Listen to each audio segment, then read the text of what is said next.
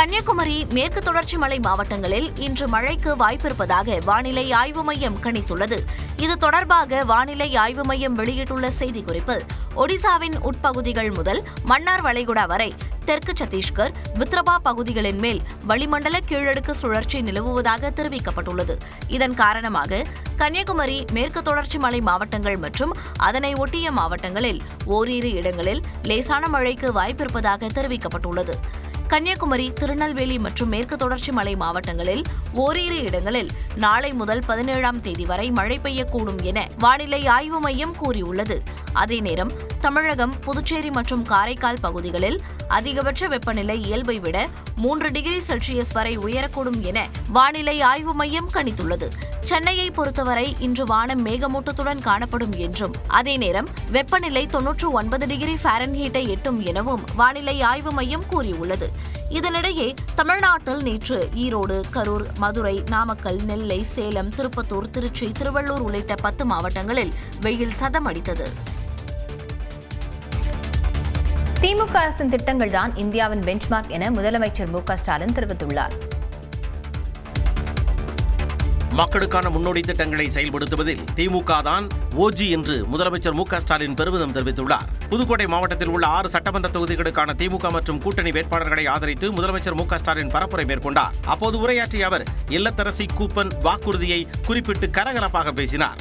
இந்த கூப்பனை வச்சு உங்களுக்கு தேவைப்படுகிற வீட்டு உபயோகப் பொருளை புதுசாக வாங்கிக்கலாம், இல்லைன்னா பழைய பொருளை எக்ஸ்சேஞ்ச் பண்ணி புது பொருளை வாங்கிக்கலாம். உங்களுக்கு பிடிச்ச கடையில் உங்களுக்கு பிடிச்ச பிராண்டை வாங்கிக்கலாம். வீட்டுக்காரெலாம் கேட்காதீங்க, ஏதாவது கேட்டு முறைச்சாங்கன்னா அண்ணங்கிட்ட சொல்லுன்னு சொல்லுங்க. நீங்கள் உங்கள் இஷ்டம், உங்கள் சாய்ஸ். தொடர்ந்து பேசிய முதலமைச்சர் திமுக அரசின் திட்டங்கள் தான் இந்தியாவின் பெஞ்ச்மார்க் என்றார். கிரிக்கெட்டில் பல பிளேயர்ஸ் பல ரெக்கார்டுகளை வச்சிருப்பாங்க. ஆனால் சச்சின் டெண்டுல்கரை பார்த்தீங்கன்னா அவர்கிட்ட எல்லா ரெக்கார்டுமே இருக்கும். அரசியல் அப்படிப்பட்ட முறியடிக்க முடியாத எல்லா ரெக்கார்டும் நம்ம திமுக தான் செஞ்சிருக்கு என்பதை பெருமையோடு சொல்றேன். இனியும் தொடர்ந்து நாம தான் ரெக்கார்ட் பிரேக் பண்ணவும் போறோம். மக்களுக்கான முன்னோடி திட்டங்களை செயல்படுத்துறதுல திமுக தான் ஓஜி, ஒரிஜினல். திமுக திட்டங்களை பார்த்து தான் மத்திய அரசை காப்பி அடிப்பதாகவும் முதலமைச்சர் மு க ஸ்டாலின் கூறினார். தமிழ்நாட்டிற்கு துரோகம் செய்வது பாஜகவின் வழக்கம் எனவும் அதற்கு துணை போவது அதிமுகவின் பழக்கம் என்று முதலமைச்சர் மு க ஸ்டாலின் விமர்சித்துள்ளார். புதுக்கோட்டையில் பரப்புரை செய்த அவர் இருமொழிக் கொள்கையை குறிப்பிட்டு எடப்பாடி பழனிசாமிக்கு சவால் விடுத்தார். பழனிசாமிக்கு உண்மையிலேயே தமிழ்நாட்டு மேல அக்கறை இருந்தா தர்மேந்திர பிரதான் தொடங்கி அமித்ஷா, மோடி வரைக்கும் மேடையில் உட்கார வச்சு இது தமிழ்நாடு, இங்க பேரறிஞர் அண்ணா வகுத்து கொடுத்தா இருமொழி கொள்கை மட்டும்தான் இருக்கும் அப்படின்னு ஆணித்தரமா பேச முடியுமா அவரால்? ஒரு அடிமையான ஓனரை எதிர்த்து பேச முடியாது. தொடர்ந்து நீட் பிரச்சனையும் முதலமைச்சர் குறிப்பிட்டு பேசினார். ஒன்றியத்தில் இந்தியா கூட்டணி ஆட்சி அமைஞ்சிருந்தா நீட் தேர்வு தமிழ்நாட்டில் இருந்திருக்காது. ஆனால் கூட்டணி கட்சியோட தயவோட ஆட்சி அமைக்கிற பிரதமர் மோடி அவர்களை பார்த்து தமிழ்நாட்டுக்கு நீட் விலக்கு தாங்கன்னு அடிமை சாமியால் கேட்க முடியுமா? தமிழுக்கும் தமிழினத்துக்கும் தமிழ்நாட்டுக்கும் துரோகம் செய்வது பாஜகவுடைய வழக்கம். அதுக்கு துணை போறதுதான் அதிமுகவுடைய பழக்கம். ஊழல்வாதிகளும் தேர்ந்த துரோகிகளும் காவி கும்பலை தோளில் சுமந்து வருவதாகவும் என்டிஏ கூட்டணியை முதலமைச்சர் மு க ஸ்டாலின் விமர்சித்தார். இன்றைக்கு தேர்தல் வந்தா உங்களுடைய ஓட்டுக்காக ஊர் ஊரா வந்து டீ கடையில் போய் டீ குடிக்கிறாரு. ஏன்? விவசாயிகள் பாதிக்கின்ற பொழுது, மழையால் பாதிக்கப்படுகின்ற பொழுது, விவசாய நிலங்கள் பாதிக்கப்படுகின்ற பொழுது, விவசாய பயிர் பாதிக்கின்ற பொழுது அதை பார்ப்பதற்கு இந்த முதலமைச்சருக்கு நேரம் இல்லை. மழையால் பயிர்கள் சேதமான போது டெல்டா மாவட்டங்களுக்கு முதலமைச்சர் மு க ஸ்டாலின் வரவில்லை என அதிமுக பொதுச் செயலாளர் எடப்பாடி பழனிசாமி குற்றம் சாட்டியுள்ளார். தஞ்சாவூர் மாவட்டத்தில் திருவிடை மருதூர் உள்ளிட்ட 8 தொகுதிகளில் போட்டியிடும் அதிமுக மற்றும் கூட்டணி கட்சி வேட்பாளர்களை ஆதரித்து இபிஎஸ், டிடிவி தினகரன் ஆகியோர் இணைந்து பரப்புரையில் ஈடுபட்டனர். அப்போது பேசிய எடப்பாடி பழனிசாமி, அதிமுக ஆட்சியில் உருவான நடந்தாய் வாழி காவிரி திட்டத்தை திமுக அரசு திட்டமிட்டு முடக்கி வைத்துள்ளதாக குற்றம் சாட்டினார். காவிரி நதிநீர் பிரச்சனைக்கு தீர்வு கண்ட அரசாங்கம் அதிமுக அரசாங்கம். என்ன விவசாயிகள் கனவு கண்டார்களோ அந்த கனவை நனவாக்குது அதிமுக. உச்சநீதிமன்றம் அளித்த தீர்ப்பை நடைமுறைப்படுத்த வேண்டும் என்று நாடாளுமன்றத்தை ஒத்தி வைத்த கட்சி அதிமுக கட்சி. திமுக அப்படி செஞ்சுதா? அரசியலுக்காக மத்திய அரசை விமர்சிக்கும் திமுக அரசு மக்கள் நலனை புறக்கணித்து வருவதாகவும் எடப்பாடி பழனிசாமி தெரிவித்தார். தோட்டா எது உன் ஓட்டு, யாருக்கு போட்டா வெடிக்கும், இங்க போட்டா வெடிக்கும். ராஜபாளையம் தொகுதியில் நாம் தமிழர் வேட்பாளர் கார்த்திகேயனை ஆதரித்து அக்கட்சியின் தலைமை ஒருங்கிணைப்பாளர் சீமான் ஆதரவு திரட்டினார். பொதுமக்கள் மத்தியில் பரப்புரை செய்த சீமான், இளைஞர்களுக்கு வேலைவாய்ப்பை உருவாக்க காமராஜர் போன்ற தலைவர்கள் சிந்தித்ததாகவும், ஆனால் தற்போதைய ஆட்சியாளர்களோ வேலையில்லாத இளைஞர்களுக்கு உதவித்தொகை வழங்குவதாகவும் குற்றம் சாட்டினார். தொடர்ந்து பேசிய அவர், அரசியல் லாபம் ஈட்டும் தொழிலாக மாறி வருவதாக வேதனை தெரிவித்தார். 1000, 2000, 8000, 10,000 யார் பரம்பரை பணக்காரர்களா, பாரிவள்ளல் வாரிசா, இல்லை சேர சோழ பாண்டியர் வம்சமா? யார் இவர்கள்? யார் உன் ஒத்தை ஓட்டால் அதிகாரத்துக்கு வந்தவர்கள்? எப்படி இந்த காசை எடுப்பார்கள்? 10,000 கொடுப்பார்கள், நீ வாங்குவாய். அந்த காசை எங்கிருந்து எடுப்பார்கள்? இது என்னைக்கு கேட்பாய்? உன்னால் ஒரு டிவி வாங்கிக் கொள்ள முடியாது, ஃப்ரிட்ஜ் வாங்கிக் கொள்ள முடியாது. நாம் தமிழர் ஆட்சிக்கு வந்தால் தலைச்சிறந்த கல்வி, மருத்துவம் வழங்கப்படும் எனவும் சீமான் வாக்குறுதி அளித்தார். தாவேகாவுக்கு வாக்கு சேகரிக்கும் களப்பணியில் தொண்டர்கள் தங்களை தன்னார்வலர்களாக இணைத்துக் கொள்ள வேண்டும் என தாவேகா தலைவர் விஜய் அழைப்பு விடுத்துள்ளார். இது தொடர்பாக எக்ஸ் பக்கத்தில் பதிவிட்டுள்ள தாவேகா தலைவர் விஜய், வாகை சூடும் வரலாறு திரும்பும் பயணத்தின் ஒவ்வொருவரின் பங்களிப்பும் அளப்பரியது என குறிப்பிட்டுள்ளார். தேர்தல் நெருங்கும் சூழலில் தொண்டர்கள் அனைவரும் களத்தில் இறங்கி பணியாற்றுமாறு வேண்டுகோள் விடுத்துள்ளார். காலை மாலை என இருவேளையும் அவரவர் வசிக்கும் இடங்களில் மக்களை வீடு வீடாக சந்தித்து விசில் சின்னத்தில் வாக்கு சேகரிக்க வேண்டும் என கேட்டுக் கொண்டுள்ளார். மாநில மற்றும் அனைத்து நிலை மாவட்ட நிர்வாகிகள் தாவேகா சார்பில் போட்டியிடும் வேட்பாளர்களுக்கு முழு ஒத்துழைப்பை வழங்க வேண்டும் என வலியுறுத்தியுள்ள விஜய், அனைவரையும் அரவணைத்து தேர்தல் பணியாற்றுமாறு தெரிவித்துள்ளார். இதற்கிடையே கடலூரில் விஜயின் பரப்புரை 2வது முறையாக ரத்து செய்யப்பட்டது. அதே நேரம் ஞாயிறன்று கன்னியாகுமரியில் திட்டமிட்டபடி விஜய் பரப்புரை மேற்கொள்வார் என தகவல் வெளியாகியுள்ளது. அதேபோல அறந்தாங்கி தொகுதியில் வரும் 14ஆம் தேதி விஜய் பரப்புரை மேற்கொள்ள 15 நிபந்தனைகளுடன் காவல்துறை அனுமதி அளித்துள்ளது. மாதிரி பிரேக் விட்டு பிரச்சாரம் பண்ணல. சில பேர் இன்னைக்கு ரெஸ்ட் எடுத்து டயர்ட் ஆகிட்டாங்க. ஆனா நம்ம ரெஸ்ட் இல்லாம தொடர்ந்து உழைச்சிட்டு இருக்கோம். திருச்சி கிழக்கு தொகுதி திமுக வேட்பாளர் இனிகோ இருதயராஜுக்கு வாக்கு கேட்டு நடந்த பரப்புரையில் தாவேகா தலைவர் விஜயை உதயநிதி ஸ்டாலின் மறைமுகமாக வருத்தெடுத்தார். தைரியம் இல்லாதவர்கள் 2 தொகுதிகளில் போட்டியிடுவார்கள் என விஜயை சாடிய அவர், சேப்பாக்கம் திருவல்லிக்கேணி ஒரே தொகுதி என்பதை சிலருக்கு தெரியவில்லை என்றும் கூறினார். சேப்பாக்கம் திருவல்லிக்கேணிங்கிறது கூட ஒரு தொகுதிங்கிற தெரியாத ஒரு தற்கொலை கிட்ட போய் நான் என்னத்தை சொல்லி அவனை நான் புரிய வைக்கிறது? அவனெல்லாம் நம்ம அவாய்ட் பண்ணிட்டு, நீ கத்துறத கத்து, நான் உழைக்கிறேன், மக்கள் என் பக்கம் நிற்பாங்கன்னு சொல்லிட்டு போயிட்டே இருக்கணும். அவங்களையெல்லாம் நீங்க புறக்கணிக்கணும். பரப்புரைக்கு பயந்து சிலர் ஓய்வெடுத்து பிரச்சாரம் செய்வதாகவும் உதயநிதி குறிப்பிட்டார். அட்டைன்னு 4 மாசத்துக்கு முன்னாடி சொன்னேன், இன்னைக்கு அது அட்டை தான் அப்படின்னு களத்துல நிரூபணம் ஆகிட்டு இருக்கு. முன்னதாக திருச்சி மேற்கு தொகுதியில் KN நேருவை ஆதரித்து பிரச்சாரம் செய்த அவர், எடப்பாடி பழனிசாமி குறித்து தாம் பேசியது உண்மை என்று சசிகலா உறுதிப்படுத்திவிட்டதாகவும் கூறினார். திமுக ஆட்சியை வீட்டுக்கு அனுப்பும் நேரம் வந்துவிட்டது என்று மத்திய இணையமைச்சர் எல் முருகன் பேசியுள்ளார். தான் போட்டியிடும் அவிநாசி தொகுதியில் பரப்புரை செய்த அவர், திமுக எப்பொழுதும் நாட்டிற்கு துரோகம் செய்யும் கட்சி என்று விமர்சித்துள்ளார். மக்கள் சொல்லன மாளாத துயரத்தில் இருந்து கொண்டிருக்கிறார்கள். இந்த ஆட்சியை அகற்றுவதற்கான நேரம் ஏப்ரல் 23ஆம் தேதி அன்றைக்கு சகோதரர்களே. திமுகவை ஆட்சியில் அமர வைக்க வேண்டும் என்பதற்காக விஜய் கட்சி ஆரம்பித்திருக்கிறாரா என பாஜக மாநில தலைவர் நயினார் நாகேந்திரன் கேள்வி எழுப்பியுள்ளார். சிவகங்கையில் செய்தியாளர்களிடம் பேசிய அவர், திமுகவை சேர்ந்தவர்கள் சம்பாதிக்க நீட் தேர்வை ரத்து செய்ய கோருவதாக சாடினார். எல்லாரும் எம்ஜிஆர் ஆகிவிட முடியாது, எல்லாரும் புரட்சி தலைவி அம்மா ஆகிவிட முடியாது. அதற்காக தனி கொள்கைகள் வேணும், அமைப்பு வேணும், இயற்கையான உணர்வுகள் வேணும். ராணிப்பேட்டை தொகுதியில் பரப்புரை செய்த தமாக தலைவர் GK வாசன், ஊழல் அமைச்சர்களுக்கு பாடம் கற்பிக்க பெண்கள் திமுகவிற்கு எதிராக வாக்களிக்க வேண்டும் என கோரினார். குறிப்பாக ஊழல் அமைச்சர்களுக்கு பாடம் கற்றுக் கொடுக்கக்கூடிய தேர்தல் இந்த தேர்தலாக அமையும். முன்னதாக GK வாசனுக்கு தொண்டர்கள் உற்சாக வரவேற்பு அளித்தனர்.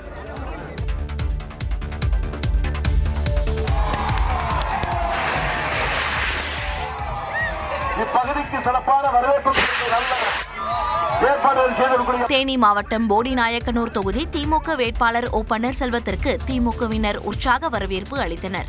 மாதிரி பரிசு கூப்பன் வழங்கி வாக்கு சேகரித்த OPS தன்னை வெற்றி பெற செய்தால் மக்களின் கோரிக்கைகளை நிறைவேற்றுவேன் என வாக்குறுதி அளித்தார். ஏற்கனவே எனக்கு மேல் வந்த வேதனைகள் சோதனைகள்லாம் உங்களுக்கு நல்லாவே தெரியும்.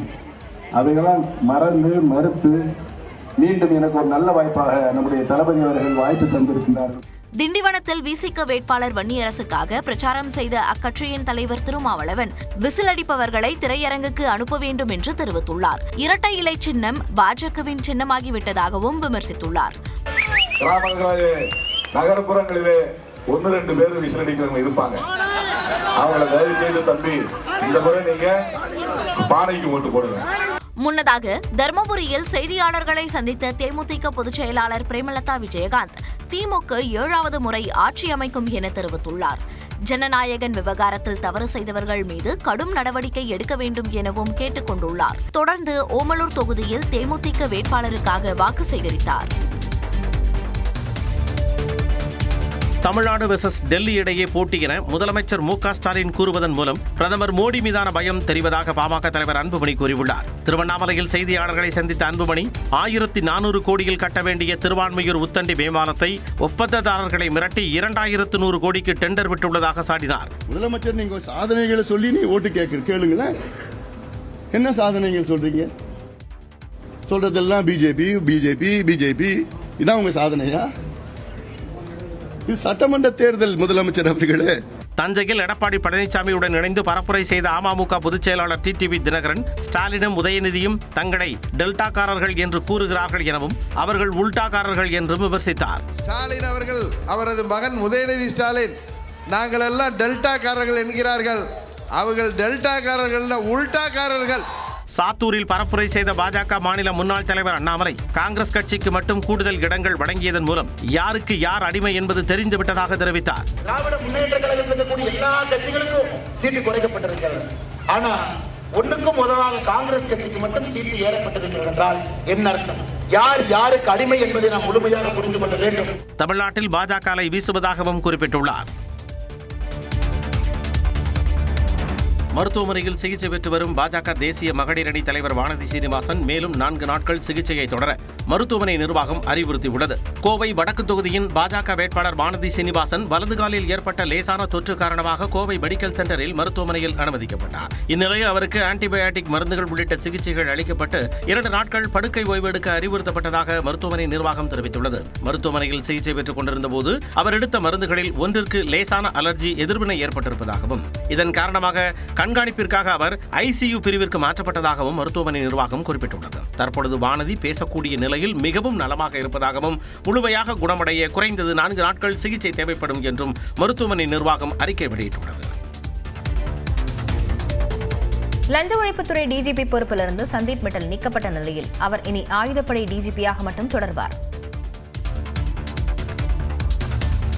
தமிழக லஞ்ச ஒழிப்புத்துறை பொறுப்பு இயக்குநராக துரைக்குமார் IPS நியமனம் செய்யப்பட்டுள்ளார். தமிழக சட்டப்பேரவை தேர்தலை முன்னிட்டு தமிழக லஞ்ச ஒழிப்புத்துறை டிஜிபியான டேவிட்சன் தேவாசிர்வாதம் அப்பொறுப்பிலிருந்து மாற்றப்பட்டு அவருக்கு பதிலாக ஆயுதப்படை மற்றும் லஞ்ச ஒழிப்புத்துறை டிஜிபியாக சந்தீப் மிட்டல் நியமிக்கப்பட்டார். இதற்கு கடும் எதிர்ப்பு தெரிவித்து தேர்தல் ஆணையத்திற்கு திமுக MP TR பாலு கடிதம் எழுதினார். அதில் தேர்தல் பணிகளில் ஈடுபடும் அதிகாரிகளை மட்டுமே மாற்றம் செய்ய தேர்தல் ஆணையத்திற்கு அதிகாரம் உள்ள நிலையில் தேர்தல் பணியில் ஈடுபடாத லஞ்ச ஒழிப்புத்துறை டிஜிபியை மாற்றியதற்கு ஆட்சேபனை தெரிவித்திருந்தார். இதையடுத்து சந்தீப் மிட்டல் ஆயுதப்படை இயக்குநராக மட்டுமே செயல்படுவார் என தேர்தல் ஆணையம் அறிவித்தது. இதனிடையே தமிழ்நாடு உள்துறை செயலாளர் தீரஜ்குமார் மாற்றப்பட்டு அவருக்கு பதிலாக மணிவாசன் உள்துறை செயலாளராக நியமிக்கப்பட்டார். இதையடுத்து லஞ்ச ஒழிப்புத்துறை இணை இயக்குநராகவும் ஐஜியாகவும் உள்ள துரைக்குமாரை லஞ்ச ஒழிப்புத்துறை பொறுப்பு இயக்குநராக நியமித்து புதிதாக பொறுப்பேற்ற உள்துறை செயலாளர் மணிவாசன் உத்தரவிட்டுள்ளார். எப்போ வருவீங்க அப்படின்னு கேட்கும்போது அந்த இது அது எப்படி பேசுறீங்க குண்டு விழுது. வீட்டுக்கு போன் பண்ண குண்டு விழுந்துருக்கு. நீங்க என்ன உண்மையா இருக்குன்னு சொல்றியா? குண்டு விழுந்துட்டே இருக்கு. ஈரானில் குண்டுமழைக்கு நடுவே கடலில் சிக்கி தவித்த தமிழக மீனவர்கள் தாயகம் திரும்பியதும் தாங்கள் பட்ட இன்னலை கூறிய காட்சிதான் இது. போர் காரணமாக ஈரானில் சிக்கிய மீனவர்களில் 345 பேர் ஏற்கனவே மீட்கப்பட்ட நிலையில் சனிக்கிழமையன்று 312 மீனவர்கள் தாயகம் திரும்பினர். சென்னை விமான நிலையத்தில் வந்திறங்கிய அவர்களை மத்திய அமைச்சர் பியூஷ் கோயல் பூங்கொத்து கொடுத்து வரவேற்றார். 345 fishermen had come back, mostly from Tamil Nadu. Today, we have more than 300 fishermen who have come. Again, majority is from Tamil Nadu. Many are from Gujarat. Some are from Kerala and Puducherry. நாடு திரும்புவதற்கு உதவிய மத்திய அரசுக்கு மீனவர்கள் நன்றி தெரிவித்தனர். மாசமா நாங்க எங்களுக்கு வருமானமே இல்லை. அப்ப எங்களை நம்பி தான் குடும்பங்கள் இங்க இருக்கு, இந்தியாவில் தமிழ்நாட்டில் இருக்கு. அந்த குடும்பங்களுக்கு ஏதாவது அவங்க உதவி பண்ணாங்கன்னா நல்லா இருக்கு. எங்களுக்கு 2 மாசம் நாங்க எந்த வருமானம் இல்லை, வாழ்வாதாரம் எல்லாமே கஷ்டப்பட்டு நாங்க இங்க வந்துருவோம். அப்ப எங்களுக்கு அவங்க ஏதாவது உதவி பண்ணா நல்லா இருக்கு. ஈரானிலிருந்து இதுவரை 1200க்கும் அதிகமான இந்தியர்கள் தாயகம் திரும்பியுள்ளனர். மேற்கு வங்கத்தில் ஊடுருவல்காரர்களின் அரசாங்கத்தை அமைக்க மம்தா பானர்ஜி முயற்சி செய்வதாக பிரதமர் நரேந்திர மோடி குற்றம் சாட்டியுள்ளார். மேற்கு வங்க மாநிலம் முர்ஷிதாபாத்தில் நடைபெற்ற பரப்புரை கூட்டத்தில் பேசிய பிரதமர், திரிணாமுல் காங்கிரஸ் கட்சி தங்களது தோல்வி தவிர்க்க முடியாதது என்பதை உணரத் தொடங்கியுள்ளதாக கூறினார். बंगाल में घुसपैठियों द्वारा घुसपैठियों के वोट से घुसपैठियों की सरकार बनाना चाहती है.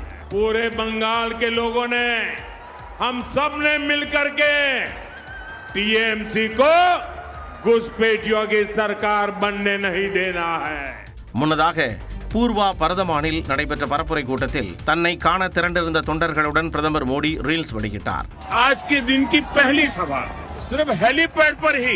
காஷியாரியில் நடைபெற்ற பரப்புரை கூட்டத்தில் பேசிய முதலமைச்சர் மம்தா பானர்ஜி, வாக்காளர் பட்டியல் சிறப்பு தீவிர திருத்த பணி ஒரு மாபெரும் மோசடி என்று சாடினார். பாஜகவை எப்படியாவது ஆட்சிக்கு கொண்டு வர மத்திய அரசும் தேர்தல் ஆணையமும் இணைந்து மேற்கொண்ட முயற்சி இது என்றும் விமர்சித்தார்.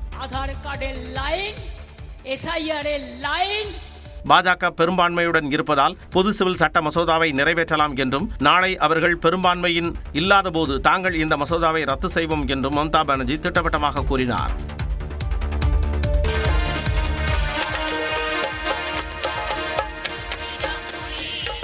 மகாத்மா ஜோதிபா புலேவுக்கு அஞ்சலி செலுத்தும் நிகழ்ச்சியில் பிரதமர் நரேந்திர மோடியும் ராகுல் காந்தியும் இயல்பாக கலந்துரையாடிய சுவாரஸ்ய காட்சிகளே இவை.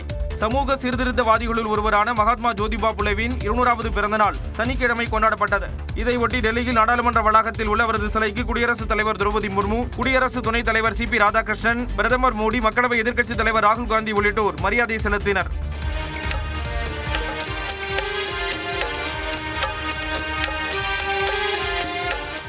முன்னதாக நிகழ்விடத்திற்கு வந்த பிரதமர் மோடியை ராகுல் காந்தி உள்ளிட்டோர் வரவேற்றனர். அப்போது ராகுலுடன் பிரதமர் மோடி நீண்ட நேரம் கலந்துரையாடினார்.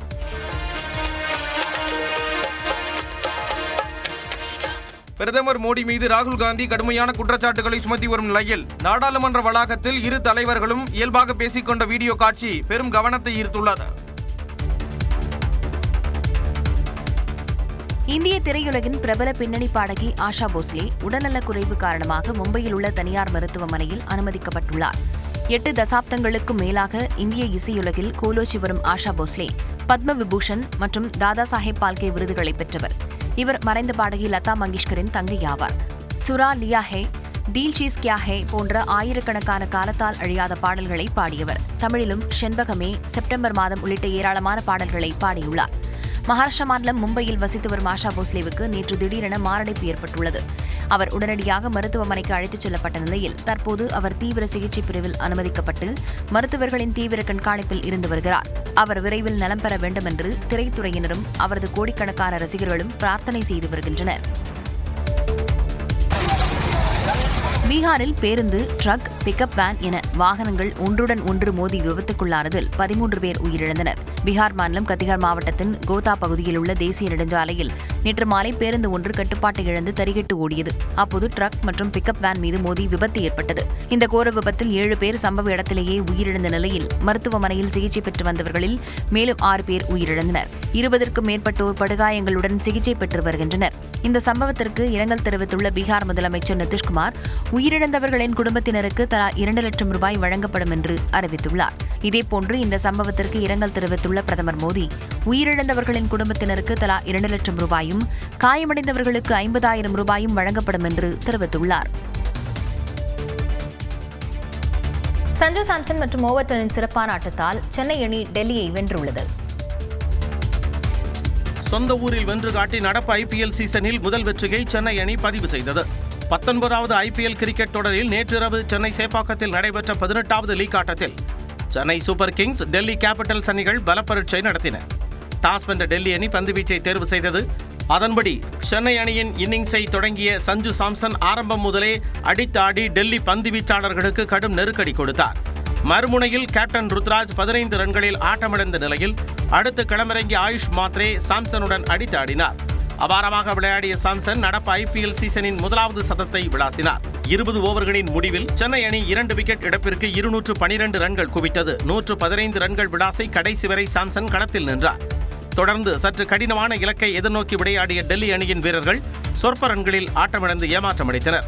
20 ஓவர்களின் முடிவில் டெல்லி 189 ரன்களுக்கு ஆல் அவுட் ஆனது. அதிகபட்சமாக ஸ்டப்ஸ் 60 ரன்களும் பதுன் நிஷாங்கா 41 ரன்களும் சேர்த்தனர். இதன் மூலம் நடப்பு சீசனில் சொந்த மண்ணில் முதல் வெற்றியை சென்னை அணி பதிவு செய்தது.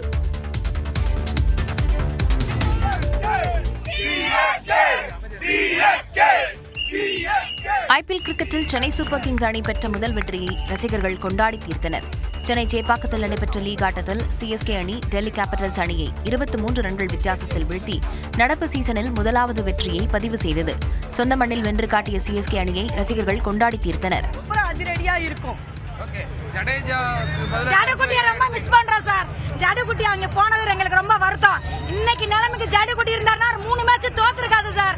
ஜடேஜாக்குட்டி இருந்தாருன்னா 2 மேட்ச் எங்களுக்கு சக்சஸ் சார். சூப்பரா இருந்துச்சு. Hats off. பெரிய ஹைலைட்னா ஒரு நாட் அவுட். அதான் பெரிய ஹைலைட். இதுவரைக்கும் அது மாதிரி யாரும் ஆடினது கிடையாது. ஹேட்ஸ் ஆஃப் டு சேட்டா. Amazing. And Sanju Samson 100 celebration. Cheta was amazing. See, we really wanted Cheta to perform and we were waiting. Speechless. சூப்பரா ஆடினாரு. நிறைய எப்படி சொல்றது, நிறைய ஹேட்னு சொல்லலாம். அதுக்கப்புறம் டிட்டர்மினேஷன் அது மாதிரி நிறைய வந்திருக்கும். கண்டிப்பா சேட்டாவெல்லாம் நிறைய ட்ரோல் பண்ணானுங்க, செத்தானுங்க. இவ ட்ரோல் பண்ணானா மூஞ்ச கழுவிட்டு போங்கடா. என்னதான் RCB நான் ஃபேனா இருந்தாலும் CSK ஜெயிச்சிருந்தா எனக்கு ரொம்ப சந்தோஷம். அதுவும் சேட்டா இப்படி அடிச்சிருந்தா எனக்கு ரொம்ப ரொம்ப சந்தோஷம். மேட்ச் நீங்க இந்த மாதிரி மேட்ச் நான் இது வரைக்கும் பார்த்ததே இல்லைங்க. செம்ம மேட்சிங்க. ஆனால் என்ன ஃபீலிங் தெரியுமாங்க, பறந்து பிடிக்கிறாங்க எல்லாருமே. அப்படியே ஸ்கைலியே ஜாண்டி ரோட்ஸ் மாதிரி எல்லாரும் ஃபீலிங் பண்ணி அந்த மாதிரி கேட்சர்ஸ் எல்லாம் நான் பார்த்தே இல்லைங்க இது வரையும் மேட்ச்ல. IPL தொடரில் நியூ சண்டிகரில் நடைபெற்ற போட்டியில் பஞ்சாப் அணி 6 விக்கெட் வித்தியாசத்தில் ஹைதராபாத்தை தோற்கடித்தது.